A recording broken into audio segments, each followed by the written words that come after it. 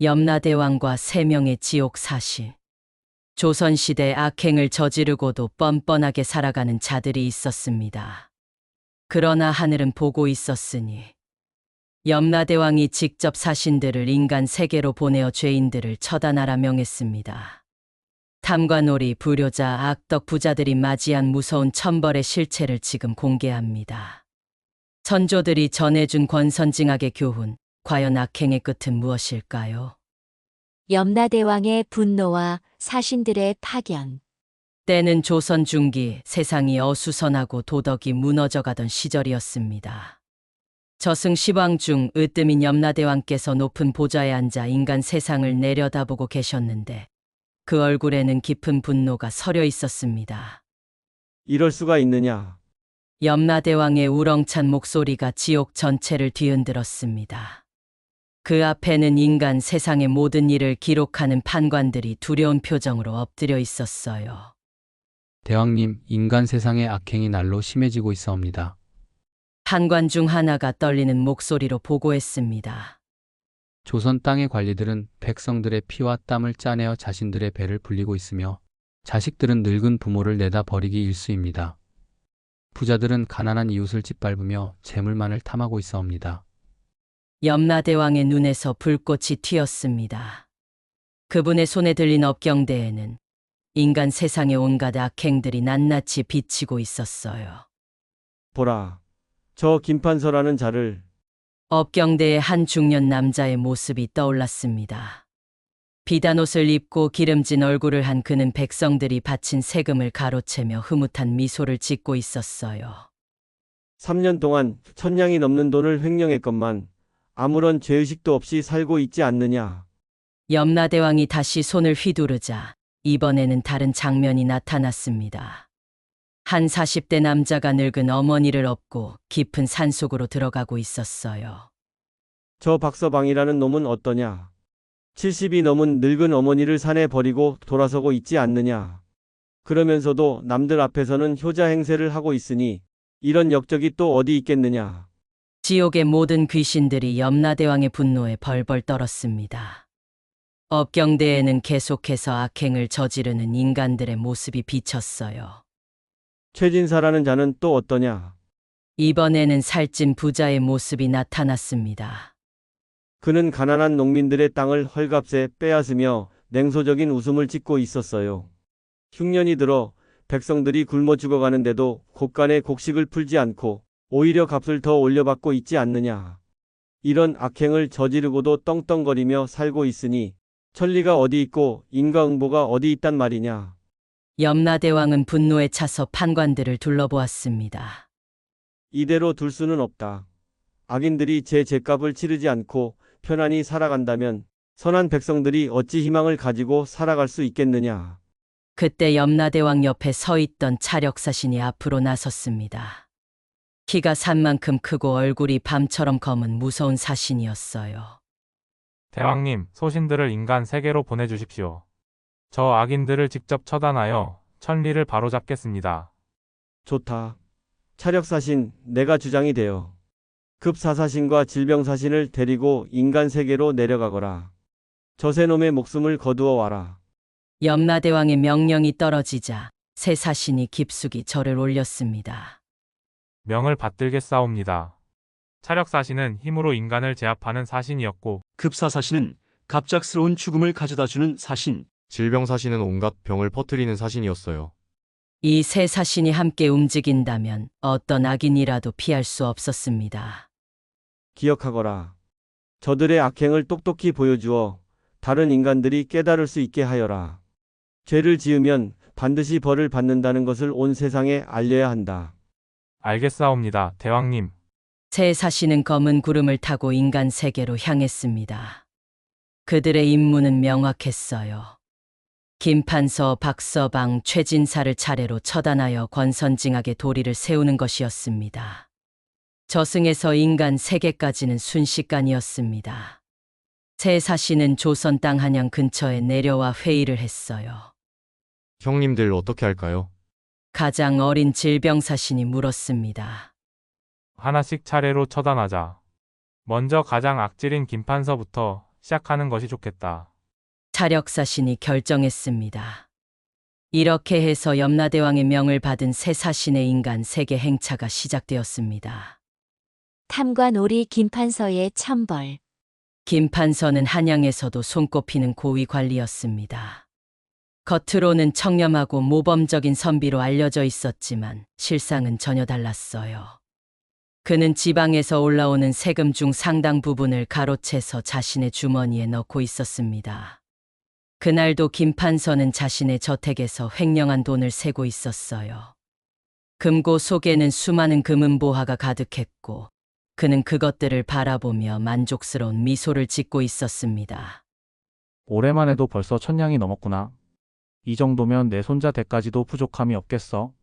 김판서는 탐욕스러운 눈빛으로 보물들을 만지작거렸어요. 그러나 그는 몰랐습니다. 바로 그 순간 3명의 사신이 그를 지켜보고 있다는 것을 말이에요. 저놈을 보아라. 백성들이 굶어 죽어가는데도 아랑곳하지 않고 있다. 차력사신이 분노에 찬 목소리로 말했습니다. 어떻게 처단할까요, 형님? 급사사신이 물었어요. 천천히 그리고 확실하게 해야 한다. 저놈의 악행을 모든 사람이 알 수 있도록 말이야. 그날 밤 김판서가 잠들어 있을 때 이상한 일이 벌어지기 시작했습니다. 갑자기 집 전체가 흔들리더니 금고에서 이상한 소리가 나기 시작한 것이었어요. 뭐지? 김판서가 놀라서 일어나 금고로 달려갔는데 그 안에 금은보화들이 모두 피로 변해 있었습니다. 그뿐만 아니라 그 피에서는 원혼들의 소리가 들려왔어요. 내 돈을 돌려달라. 내 아이들이 굶어 죽었다. 이 도둑놈아. 김판서는 간담이 서늘해졌습니다. 하지만 그는 여전히 자신의 악행을 뉘우치지 않았어요. 헛개비 같은 소리. 내가 언제 도둑질을 했다는 거냐? 그때 갑자기 그의 앞에 거대한 검은 그림자가 나타났습니다. 바로 차력사신이었어요. 김판서, 내 죄를 알겠느냐? 자신의 우렁찬 목소리에 김판서는 그 자리에서 주저앉았습니다. 저승사자? 그렇다. 염라대왕의 명을 받아 너를 처단하러 왔다. 차력사신이 손을 들어 올리자 공중에 거대한 저울이 나타났습니다. 한쪽에는 김판서가 가로챈 돈이, 다른 쪽에는 그로 인해 굶어 죽은 백성들의 원혼이 올라타 있었어요. 보아라. 네가 가로챈 돈으로 얼마나 많은 백성들이 죽어갔는지. 저울은 완전히 한쪽으로 기울어져 있었습니다. 김판서의 죄가 너무나 무거웠거든요. 용서해 주십시오. 제가 잘못했습니다. 김판서가 빌었지만 차력사신은 냉정했습니다. 이미 늦었다. 네가 살아있는 동안 단 한 번이라도 진정으로 뉘우쳤다면 모를까. 지금까지 한 번도 양심의 가책을 느끼지 않았지 않느냐. 그때 급사사신이 나타나 김판서의 목을 움켜잡았습니다. 내 명은 오늘 밤으로 끝이다. 김판서는 숨이 막혀오는 것을 느꼈어요. 그러나 사신은 단번에 죽이지 않았습니다. 죽기 전에 내 죄를 모든 사람 앞에서 고백하거라. 그래야 다른 이들이 같은 실수를 하지 않을 것이다.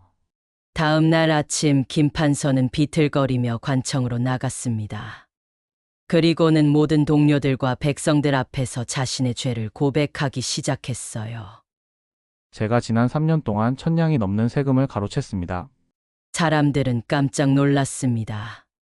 평소 청렴한 선비로 알려진 김판서가 갑자기 이런 고백을 한다니요.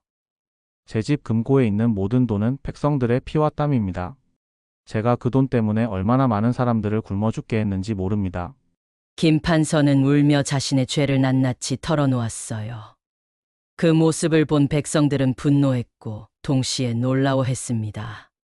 고백을 마친 김판서는 그 자리에서 쓰러졌습니다. 그리고는 그대로 숨을 거두고 말았어요.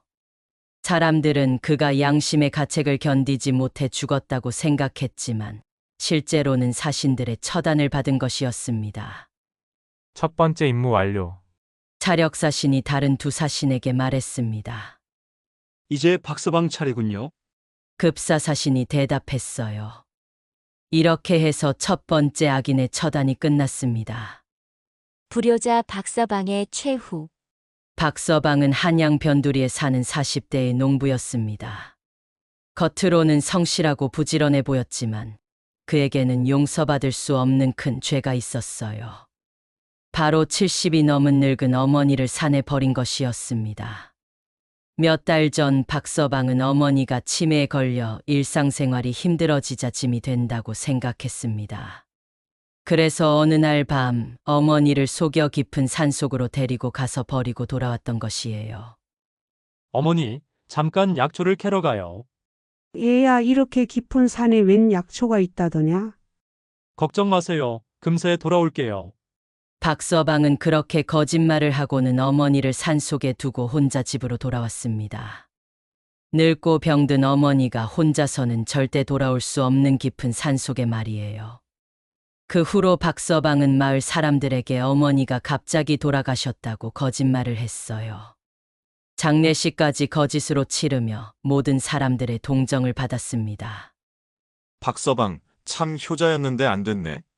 어머니 돌아가시기 전까지 정성껏 모셨다더군. 마을 사람들은 모두 박서방을 효자라고 칭찬했어요. 하지만 하늘은 모든 것을 보고 있었습니다. 그날 밤 박서방이 잠들어 있을 때 이상한 일이 벌어졌습니다. 갑자기 집 밖에서 늙은 여인의 울음소리가 들려온 것이었어요. 아들아, 왜 나를 버렸느냐? 박서방은 화들짝 놀라서 일어났습니다.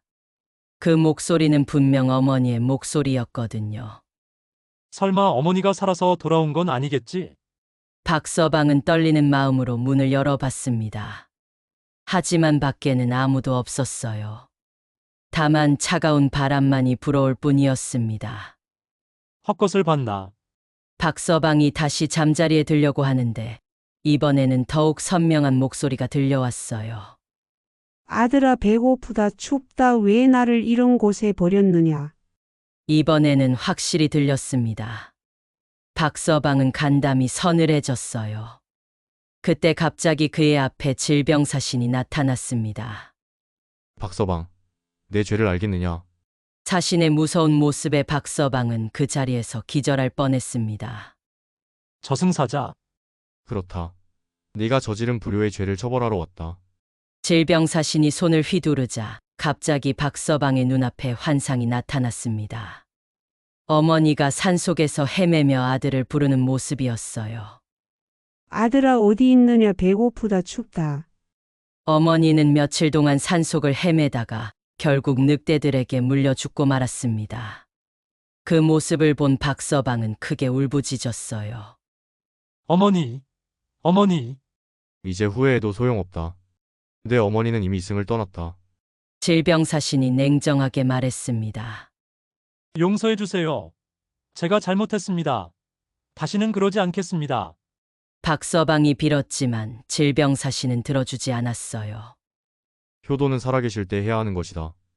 돌아가신 후에 아무리 후회해도 늦었다. 질병사신이 박서방에게 숨을 불어넣자 그는 갑자기 온몸에 이상한 병이 들기 시작했습니다. 피부에는 종기가 생겼고 몸에서는 악취가 났어요. 음식을 먹어도 바로 토했고 물을 마셔도 계속 목이 말랐습니다. 이게 뭡니까? 불효의 벌이다.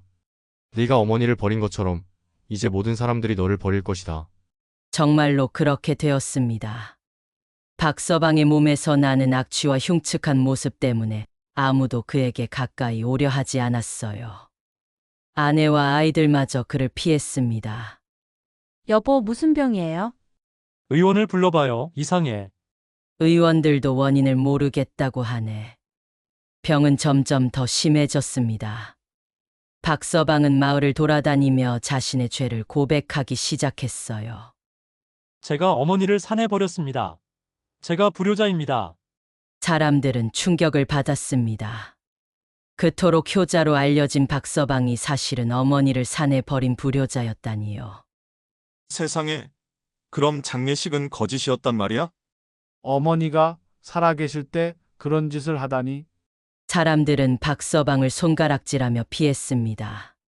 그는 완전히 고립되었어요.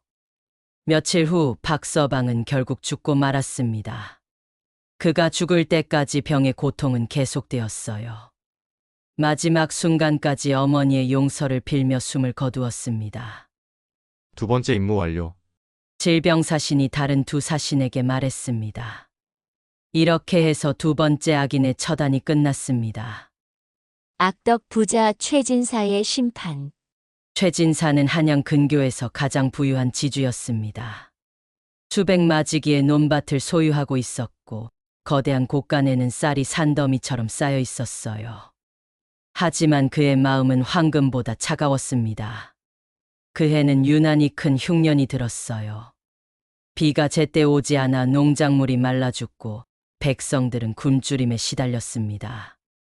마을 곳곳에서는 굶어 죽는 사람들이 속출했는데 최진사는 오히려 이를 기회로 생각했어요. 이럴 때일수록 곡식값이 오르는 법이지. 최진사는 자신의 거대한 곳간 앞에 서서 만족스러운 웃음을 지었습니다. 곳간 안에는 수천 석의 쌀이 저장되어 있었는데 그는 굶어 죽어가는 백성들이 있어도 한 톨도 내어주지 않았어요. 진사님, 제발 쌀 한 말만 구워 주십시오. 아이들이 며칠째 굶고 있습니다. 한 농부가 무릎을 꿇고 애원했지만 최진사는 코웃음만 쳤습니다. 구워준다고? 그럼 언제 갚을 텐가? 지금 같은 때에는 쌀 한 마리 금 한 양보다 귀하다네. 돈을 가져오면 팔아주겠지만 구워줄 생각은 없네. 그럼 제 반문서를 담보로 하겠습니다. 농부가 마지막 희망을 걸고 말했지만 최진사의 대답은 냉정했어요. 자네 밭이 몇 마직이나 되는가?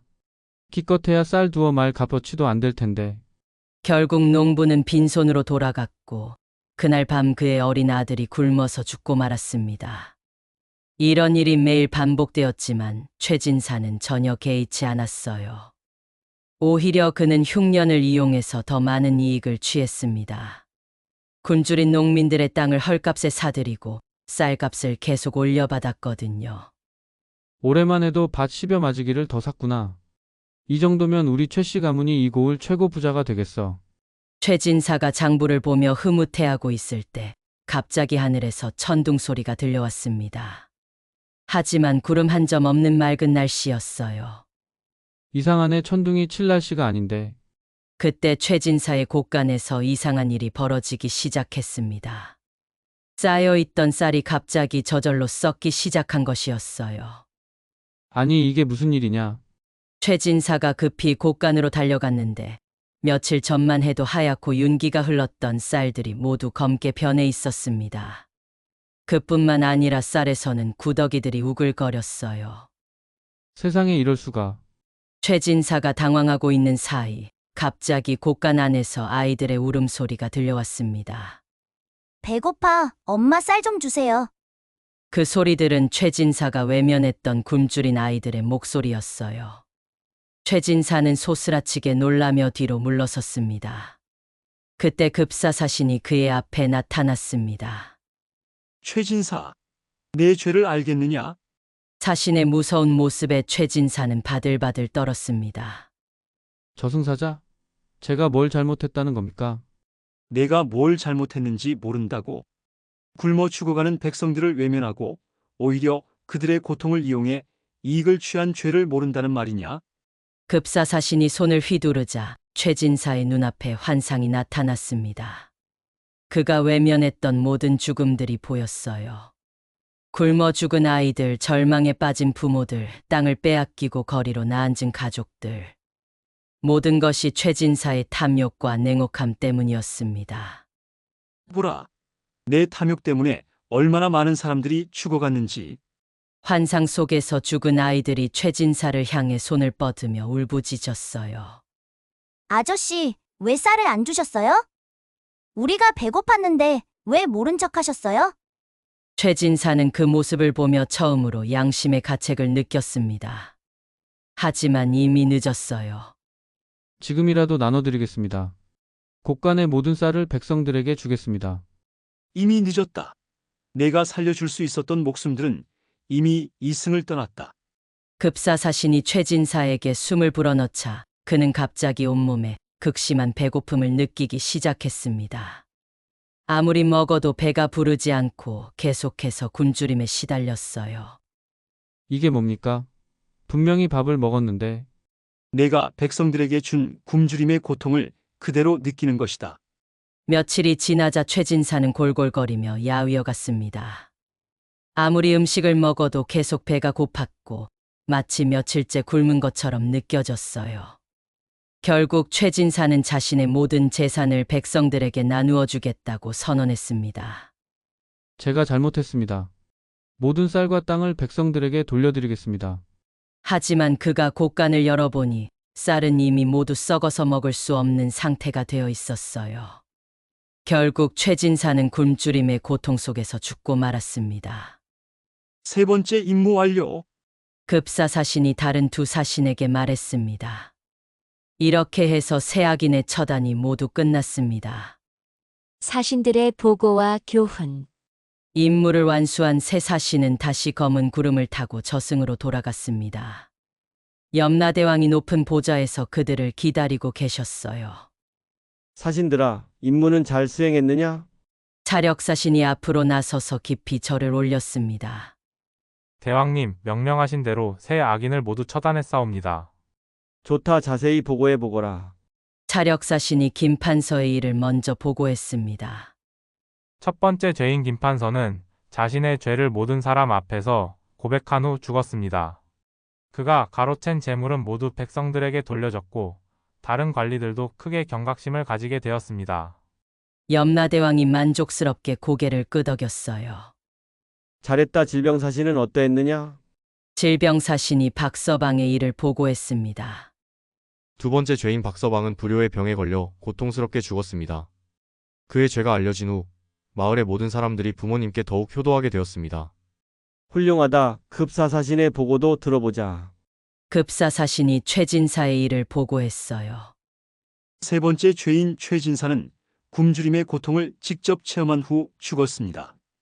그의 죽음을 본 다른 부자들이 가난한 이웃들을 돕기 시작했습니다. 염라대왕의 표정이 한결 밝아졌습니다. 모두 잘했다. 이로써 인간 세계의 권선징악의 도리가 다시 세워졌구나. 그때 판관 중 하나가 앞으로 나와서 아뢰었습니다. 대왕님, 인간 세계에 큰 변화가 일어났습니다. 세 악인의 죽음을 본 사람들이 모두 자신의 행동을 되돌아보기 시작했습니다. 업경대의 인간 세계의 모습이 비쳤어요. 탐관들은 자신들의 부정을 뉘우치고 청렴하게 일하기 시작했고 불효자들은 부모님께 효도하며 살고 있었습니다.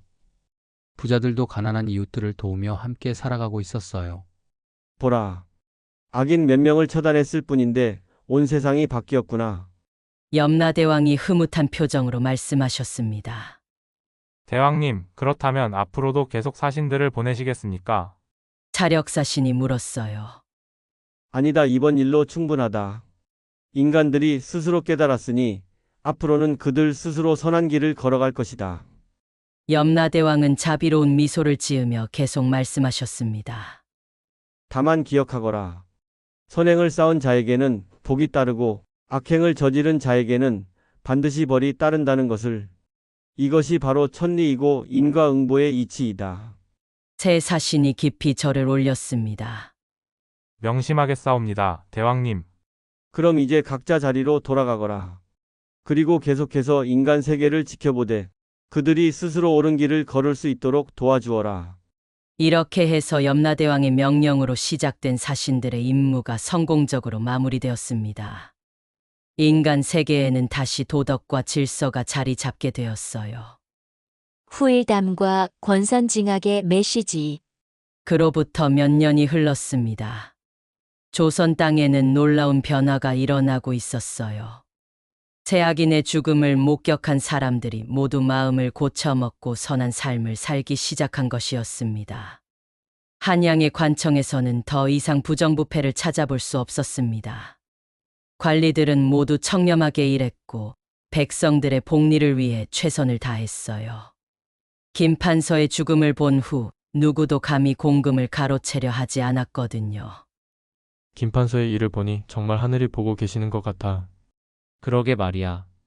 아무리 남모르게 해도 결국 다 드러나더라고. 관리들은 서로 경계하며 올바른 길을 걸어가고 있었습니다. 마을에서도 큰 변화가 있었어요.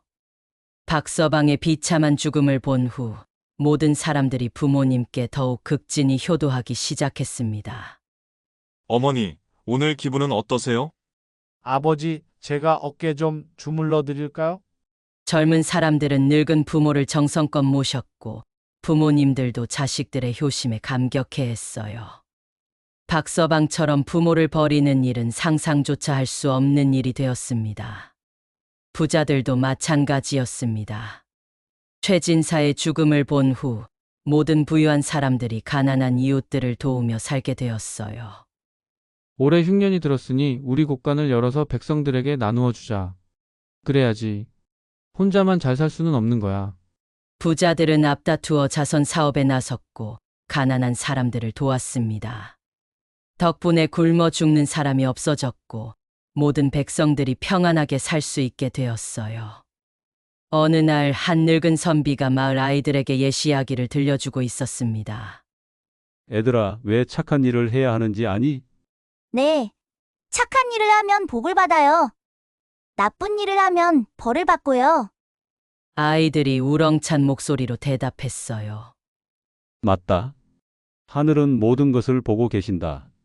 선한 일을 하면 복이 따르고 악한 일을 하면 반드시 벌을 받는 법이야. 늙은 선비는 김판서, 박서방, 최진사의 이야기를 들려주며 아이들에게 교훈을 주었어요. 그러니까 너희들은 항상 착한 일만 해야 한다. 부모님께 효도하고 이웃을 도우며 정직하게 살아가거라. 네.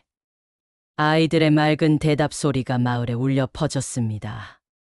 그런데 그때 하늘 위에서 이 모든 모습을 지켜보고 계신 분이 있었어요. 바로 염라대왕이셨습니다. 잘 되었구나. 인간들이 스스로 깨달아서 선한 길을 걷고 있으니 염라대왕은 만족스러운 미소를 지으며 다시 저승으로 돌아가셨습니다. 그분의 사명은 완수되었거든요. 이렇게 해서 조선 땅에는 영원히 권선징악의 정신이 뿌리 내리게 되었습니다. 사람들은 세대를 이어가며 이 이야기를 전해주었고 언제나 선한 삶을 사는 것이 얼마나 중요한지를 기억하며 살아갔어요.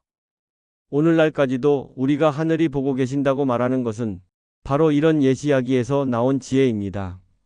선한 일을 하면 복이 따르고 악한 일을 하면 벌을 받는다는 인과응보의 진리는 예나 지금이나 변함없는 삶의 교훈인 것입니다.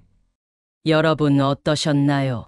조선시대 야담집에 전해지는 염라대왕과 사신들의 권선징악 이야기였습니다.